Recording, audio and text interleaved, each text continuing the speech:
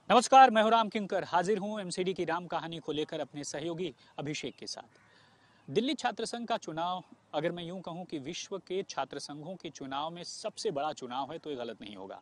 अब आप जैसे ही सुन रहे होंगे सोच रहे होंगे कि आखिरकार एमसीडी और छात्र संघ का चुनाव, ये आप क्या बताने जा रहे हैं, कहीं गलती से तो कोई ये वीडियो नहीं आ गया?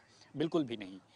दरअसल जो डीयू और उसके आसपास का इलाका है वो सिविल लाइन जोन के अंतर्गत आता है, और ख़ास तौर पर एमसीडी की नज़र इस बाबत लगी हुई है कि वहाँ पर कुछ अवैध तरीके से पोस्टर बैनर न लग जाएं। इससे पहले कि एमसीडी क्या कुछ कर रही है मैं बताऊं, आपको साफ तौर पर बता दूं कि दिल्ली विश्वविद्यालय छात्र संघ के चुनाव में तकरीबन 1.5 लाख से ज़्यादा मतदाता होते हैं, और 52 कॉलेजेस के छात्र छात्राएं निर्वाचन करते हैं, यानी वोट डालते हैं। और आपको ये भी पता है कि 22 सितंबर को ये चुनाव होगा, लेकिन जो 14 सितंबर की तारीख थी उसे 14 सितंबर को नॉमिनेशन होगा, 15 को नॉमिनेशन की वापसी भी ले सकते हैं।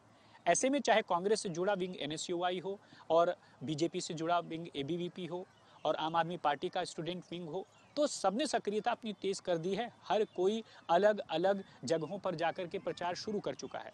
लेकिन एक दिन मैं शाहदरा के इलाके में जा रहा था, तो वहाँ पर मैंने पाया कि किस तरह से जो वहाँ पर कॉलेज पढ़ते हैं उसके आसपास पोस्टर्स और बैनर्स की भरमार पड़ गई। यानी जगह जगह पर पोस्टर बैनर लगे हुए हैं, और साफ तौर पर जो रास्ता था वो पट गया था। लेकिन सिर्फ मेरी ही नहीं, एमसीडी की नज़र भी इस पर बनी हुई है। यही वजह है कि साफ तौर पर एक मसला है, वह साफ तौर पर सिविल लाइन जोन के डीसी ने एक पत्र लिखा था, लेकिन वो पत्र पुराना हो गया है।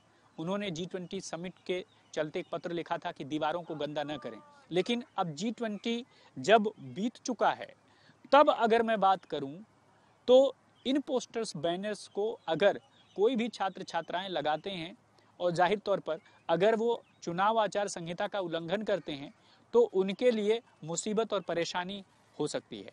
ऐसा इसलिए क्योंकि साफ तौर पर सुप्रीम कोर्ट के फैसलों के मद्देनज़र, लिंग दो समिति की सिफारिशों के मद्देनज़र, और साथ ही साथ जो नियम कानून हैं, और दीवारों को बैनर पोस्टर से पाटना नहीं है, चुनावों में पैसे खर्चने की भी बात नहीं है।